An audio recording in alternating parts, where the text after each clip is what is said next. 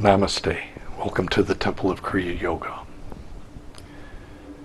May the infinite Lord of life, of love, and of laughter bless you at this moment. May each cell of your being, each petal of your mind be touched, be healed, be harmonized. May vim, vigor, and vitality be yours. May love and laughter be yours. May you find that which you truly seek, and may you find that which you seek surely, swiftly, and most harmoniously. Om Shanti, Shanti, Shanti.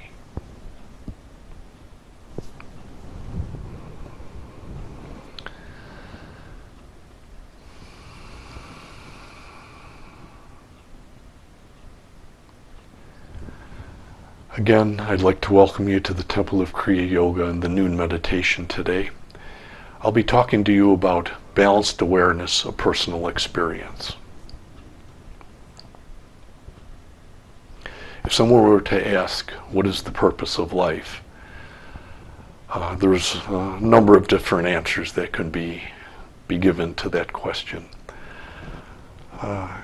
If someone was a materialist, I think they would say something like, the purpose of life is to get as much money as possible, to be as famous as possible, and maybe to get as much power as possible. If someone was a little more mystical, they'd say something like, well, the purpose of life is to attain a state of enlightenment, cosmic consciousness, maybe Krishna consciousness, or Christ consciousness, or something of that nature. Then, of course, the next question would be, if that was the answer, the next question would be, okay, well, how do I do that? How do I become enlightened? And the methodology that we used, and that I'll be talking about today, or kind of referring to today, is that if you want to reach a state of enlightenment, what you do is you work towards a balanced state of self-conscious awareness. Now, we're all self-consciously aware. However, that in that self-conscious awareness that we're existing in, or that we're working with, it's out of balance, it's out of kilter.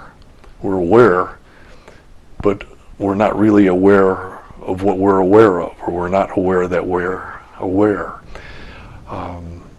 In Christian terminology, this idea comes to us in the Bible when Moses went up to the mountain and was talking to God, and then he was going to come down, and he says, well, when I talk to the people, who should I say your name is? What do I tell them that your name is? And the response to Moses was, I am, I am. Now, what that is, I am is an equation. It's the name of God. And I am means I am balanced self-conscious awareness. And again, as I said, we all have self-conscious awareness. The fact that you're sitting here listening to to me talk to you means that there's a conscious awareness that exists within you, and you're trying to expand your knowledge. You're listening to someone else to learn, hopefully to learn something. And I listen to different public speakers and motivational speakers with the same objective. I listen to them so that I can learn. I can learn more about life, maybe get a little tidbit here, a little bit tidbit there. And as I listen to more and more speakers, I get more and more knowledge and more information, so that as I move on the path of life, I move towards a state of balanced self-conscious awareness, again, which is the methodology. It's moving towards this balance. And in that, I'm suggesting that we're not in balance, we're out of balance. It's kind of half of that equation. I am aware of myself. I am aware of my place in the world, and it's all a very kind of personal, localized awareness. And we're trying to get to, or at least I'm trying to get to, hopefully all of us are trying to get to a state where we can say, I am aware of myself, but beyond that, I'm aware that I am part of the universe. I am. Again, back to that equation. I am equal to I am. I am, my personal being, existence, is equal to I am the rest of the universe. I am a part of the universe, and the universe is a part of me. That's all very mystical, and although it's mystical, it's important to understand that. And again, the technique that's used to move to this state of balanced self-conscious awareness, the generic term is called meditation. We do a meditation so that we can become more aware of ourselves, and we become more aware of our place in the universe, and we become more aware of the realization that we are a part of this universe. And just continuing with this idea of learning about self-conscious awareness and moving towards balanced self-conscious awareness,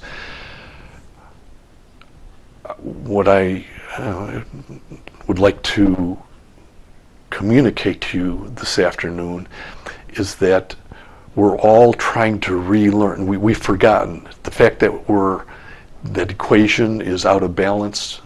We're not in a state of balanced awareness. Means, and a word that could just kind of summarize the meaning of what that is forgetfulness. I have forgotten that I'm part of the universe. I think I'm separate from the universe. So it's this forgetfulness. That's what the problem is. And what I'm trying to do is I'm trying to remember what I forgot. And that's what I'm working towards in this life. I'm trying to remember what I forgot. Frantically trying to remember what I forgot. At least in my case. I'm getting older. I'm having less and less time to remember. But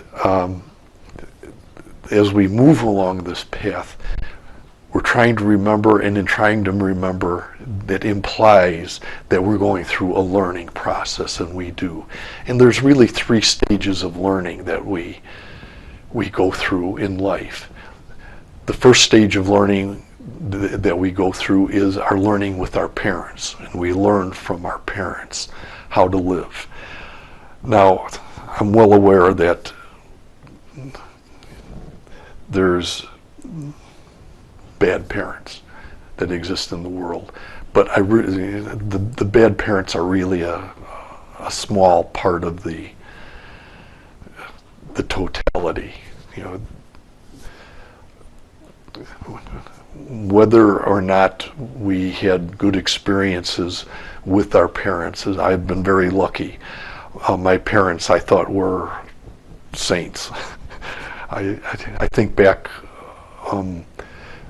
with the way my parents brought me up and my family. I have a number of siblings, 5 siblings, and I look back and I just am in awe at how they were able to bring up children and at least instill in them what I would call a concept of goodness, and a realization that in order to be in a harmonious state with life, you got to be a good person. And I pretty much, and I think for the most part, that the members of my family were pretty good. And again, that was kind of something that was instilled in us by my parents, my brothers and sisters, by my parents. And again, I realize that's not always the case. There are a lot of people that have had difficult experiences with their parents. but I'm dealing with the majority of people who I think have more of an attitude. Maybe I'm being a little Pollyanna in my attitude towards this, but I think a lot of people, when they were brought up, and people that I've dealt with, have this idea that they're trying to be good. Now, that doesn't mean they are. They may or may not be. But that's another story, or another noon meditation. But pretty much I think most people are at least taught, introduced to this concept that you should be a good person. Is basically, that's what I'm trying to get across. The purpose of a parent is to instill in their children, you should be a good person. I suppose I'm suggesting in that when we're born, we're not necessarily born as good people. And I think that's actually a truth. We have within us, in yoga, and Kriyananda has said this in some of his talks, that we have within us a karma, and we have good karma and bad karma. The good karma suggests that it's the more positive side of our character. The bad karma suggests it's the negative side of our character. In other words, we have positive side and a negative side. I remember when I was younger, we talked about having two angels, one on our right shoulder and one on our left shoulder, and one angel was telling us, if you want something, just go ahead and take it. The bad angel is saying, just go ahead and take it. The good angel is saying, oh no, you've got to earn the money to get what you want. And so you have these two forces kind of working within you, pulling you one way or the other. And then the question is, which way are you pulled, towards the positive side or towards the negative side? And that's up to you. Again, implied in that, or suggested in, is that we're not just automatically born good. A lot of people think that we're born good, and that's not really true. We're born, it's not that we're born bad, but it's not that we're born good either. In other words, you have to learn to be good. You have to work at it.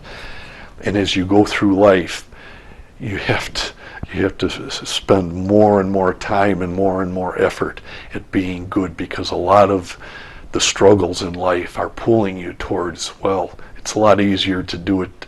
The easy way is always the let's say the bad way. And so the good things in life, the good things that come to us in life, take work and they take effort, is really what that means. And it's a lot easier not to put the work in and not to put the effort in, but we have to. And if we do put the work in, we do put the effort in, and if we struggle and strive towards being a good person, then the rewards flow later. And that's one of the difficulties.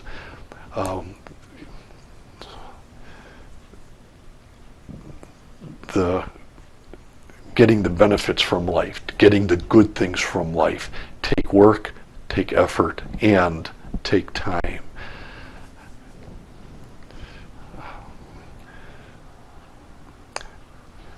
You want to go out and buy a new toy or get a new toy, you have to work at it, and you have to struggle with it, and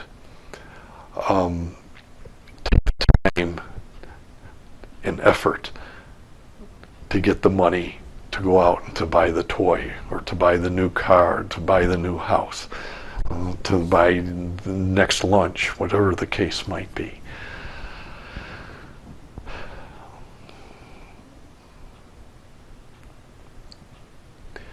And going along those lines, well, how do I know how to be a good person, would be the next question. And my response, there's two responses that I would have. If you want to know how to become a good person. Speaking in Christian terminology, I would say the Ten Commandments. You simply follow the Ten Commandments. You don't steal, you don't lie, and those things. Again, the Ten Commandments. And I know, again, one of the inspirational speakers that I was listening to kind of said, imagine, like Lennon, the song, John Lennon. Imagine what it would be like if everybody in the world followed the Ten Commandments. You wouldn't need locks on your doors. We would have heaven on earth. And that's one answer. The second answer is also the Ten Commandments, but what I call the Ten Commandments of yoga. And the Ten Commandments of yoga are the yamas and the niyamas. If you're from a yogic background, you know the yamas are the things that you should not do. And in fact, in the niyamas, there's non-lying and non-stealing. But actually, in yoga, the yamas are more expansive. And what they say is that you should be, if I were to summarize, and Kriyananda again has said this, if you were to summarize the yamas in one word, it would be the best, conceptually, the best answer is nonviolence. And that's what we're striving for. That's one of the niyamas, one of the yamas. And again, it's, when I say it goes further than the Christian Ten Commandments, because it talks about nonviolence on a physical level, but it also talks about nonviolence on a verbal level and nonviolence on a mental level. In other words, you should be physically nonviolent, but you should be verbally nonviolent in the world, and you should also be mentally nonviolent. You don't physically abuse another person, and then you don't verbally abuse another person. In other words, behind their back. I like the example of the water cooler. I remember when I was at my job at work, you go to symbolically the water cooler and everybody's sitting around talking, oh, do you know what John did this last night or last week? Did you hear about Mary and what happened with her? The verbal violence. It's really verbal violence which is occurring. We call it rumors. And the yama, nonviolence, is you can't do that. That's a no-no. Nonviolence, not only physically, but nonviolence verbally. So you don't say anything negative or destructive towards another being or another entity. And then of course there's the mental level which you have to go to, and on the mental level it's okay, I'm not physically violent, I'm not verbally violent, but then in the mental realm we're starting to think, oh, I don't like this person because they did this to me, or they have this characteristic, or they have this flaw. And in our mind we start really tearing people apart. This person's bad, that person's bad. This is why that person is a bad person. That's why that person is bad person. And so in yoga we say you got to get rid of that mental violence also, and leave everybody at peace. If you can go, and so on those three levels, if you can stop the violence physically, verbally, mentally, again, if everybody could do that, we would have heaven on earth, literally. It would be unimaginably nice. We will, and actually,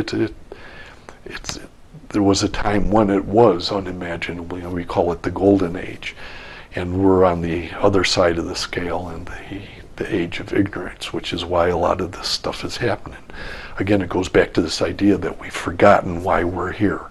We're not here to be violent to other people.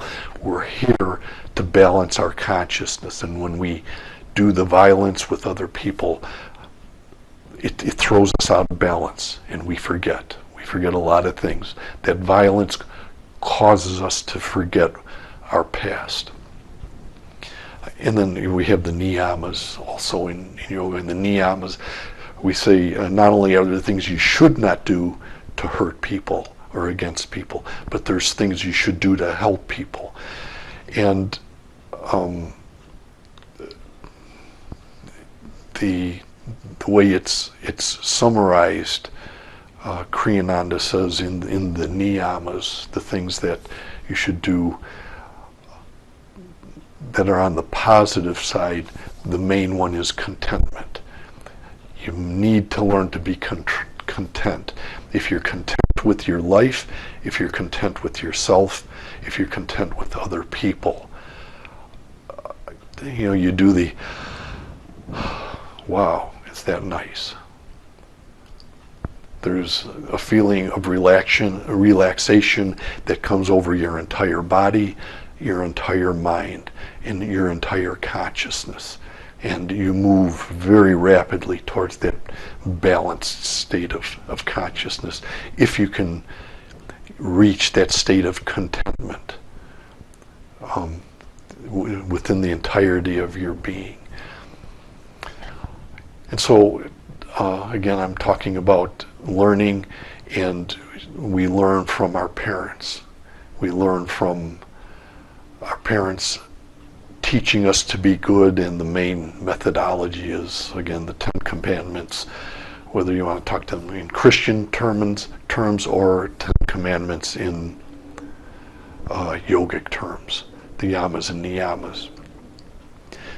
The second way we learn is from our teachers. We go to school, and what we learn from our teachers, and the important thing we learn from our teachers, are the 3 R's: reading, writing, and arithmetic. Or at least when I was young, that's the way they said it. A little bit of humor in that, reading, writing, and arithmetic. And they called it the 3 R's. You learn to read, you learn to write. And that allows us to communicate. It allows us to use the language to communicate, both on a verbal level and on a physical level. And then there's this third aspect, which is more of the mental level, which is, keeping this symbolism of 3 in there. You have this idea of arithmetic. And in arithmetic, there's laws. And the laws of arithmetic apply to what happens physically in this world, and it pulls everything together. So the reading and the writing allow us to communicate and express ideas and concepts, and the idea of arithmetic allows us to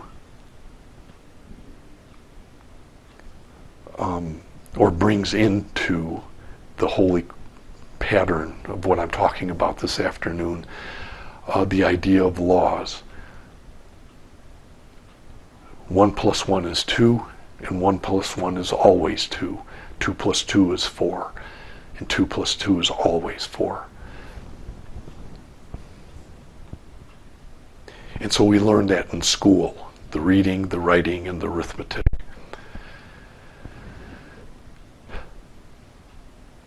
And then the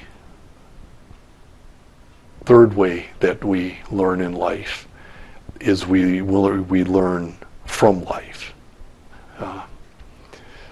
Our first teachers are our parents. Our second teachers are our teachers, formerly our teachers. And then the third teacher in life is life itself. And we go out from our childhood, we move into the world, and as we move into the world, we start to realize that there's a lot going on. There's a lot happening in the world. There's interactions that we have with other people, and we need to learn from those interactions about life. We need to learn about life.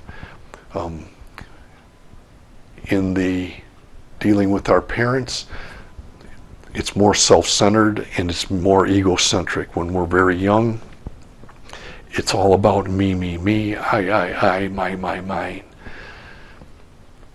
We move into school and we start to realize that it isn't just about me, mine. It's about other people, and we have to learn how to interact with other people harmoniously. And if we don't, problems are created in our lives. And I think most of us, as we go through our schooling, we learn that there's friction and difficulties that occur. We always had the bully at school. There's always a bully in school. And somehow we have to learn from that experience how to deal with life. And then we move out into life, and that's where the real learning occurs, and that's where the expansiveness occurs in our awareness that we are not the center of the world, that there's other little worlds out there called other people, and we have to interact and we have to deal with them, and we have to learn how to deal with them in a harmonious fashion.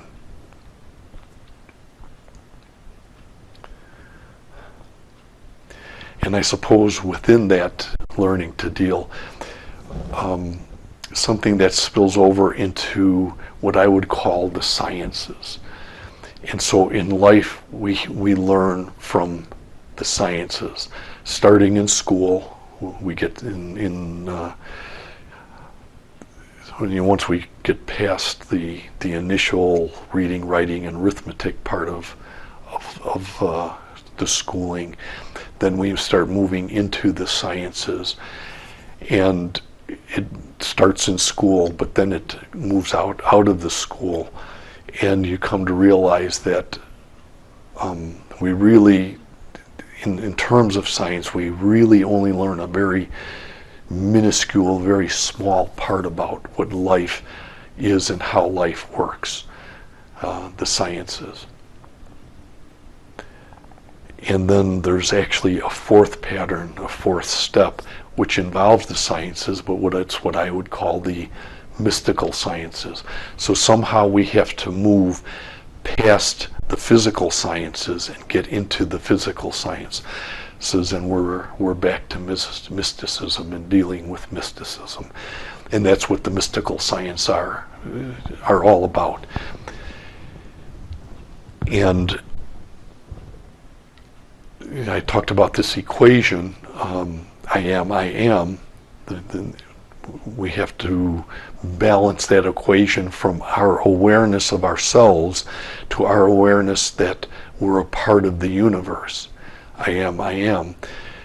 That's, I suppose, summarized or finalized in this movement of going from the sciences, where we learn and we take the arithmetic that we learned, we apply it in the sciences, and dealing with the sciences, and then balance it with the mystical sciences. And so we look at for example, the moon and the planets and the planetary systems, and science tells us that, it has a certain mass, it has a certain weight, a certain composition, and things like that. That's the physical sciences that I'm talking about. But then it needs to move from that to the mystical sciences, where in the mystical sciences we say, oh no, the moon, oh yeah, right, it has that mass and all of that. But there is something that exists beyond the physical universe, beyond the mass. And that's the consciousness of the moon, the consciousness of Mars, the consciousness of Saturn. And we learn that through our meditative practice. When we learn from the physical sciences, we use our eyes that are open to see what we see. We use our ears that are open to hear what we hear. And we use the senses, the five senses, to go out and collect information. And that's where we get conclusions, or we come to conclusions about mass, size, and all of that. But then we take those awarenesses and those realizations, and we take them internally. We close our eyes and we move into a state of meditation, and we meditate on the moon. We meditate on Mars. We meditate on Saturn. And as you go deeper and deeper and deeper into the meditation, you come to realize that there's something that exists beyond the physical moon, and that there's a consciousness that exists within the moon. There's something that exists beyond Saturn, and there's a consciousness that exists within Saturn.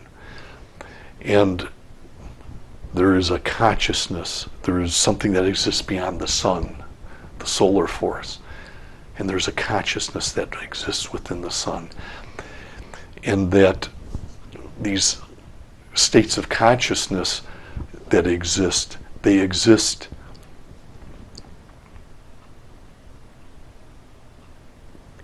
as part of the universe, as part of our solar system.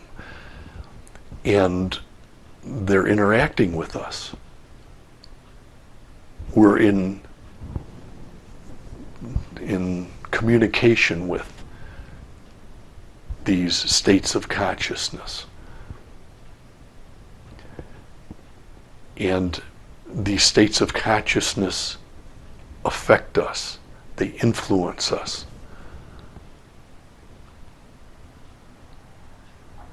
And again, going back to the questions, how do they influence us?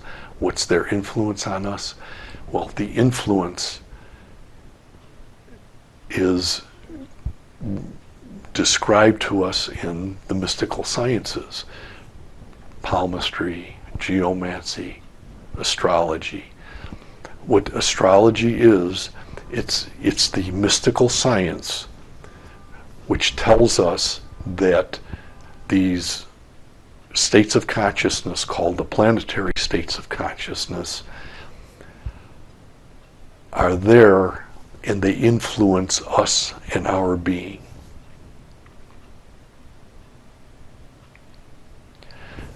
They say to us, the constellations are states of consciousness, and the states of consciousness of the constellations affect us.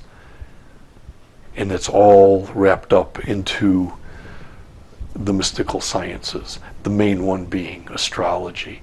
And astrology is used because Kriyananda has said he emphasizes astrology, and in yoga we emphasize astrology because it's a mathematical science.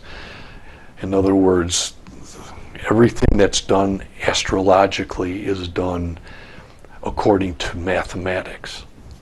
And that goes back to what I was talking about earlier, where it's very important to understand and to learn. In our schooling, the reading and the writing and the math, the arithmetic.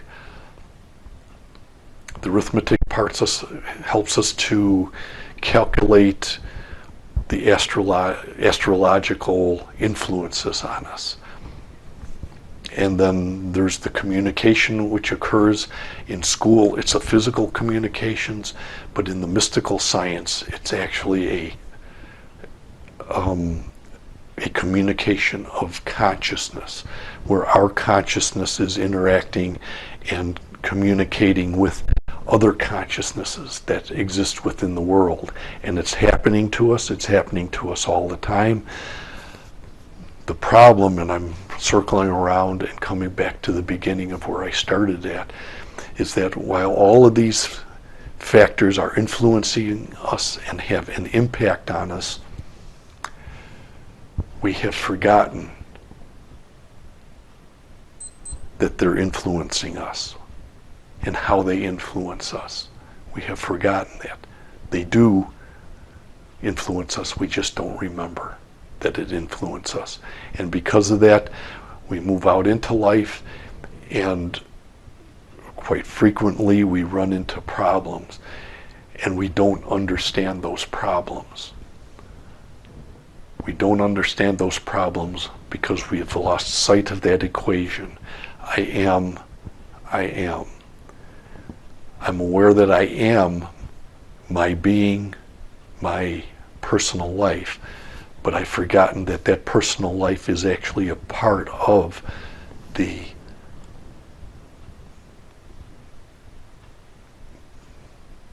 universe that I live in, and that that universe that I live in is a part of me.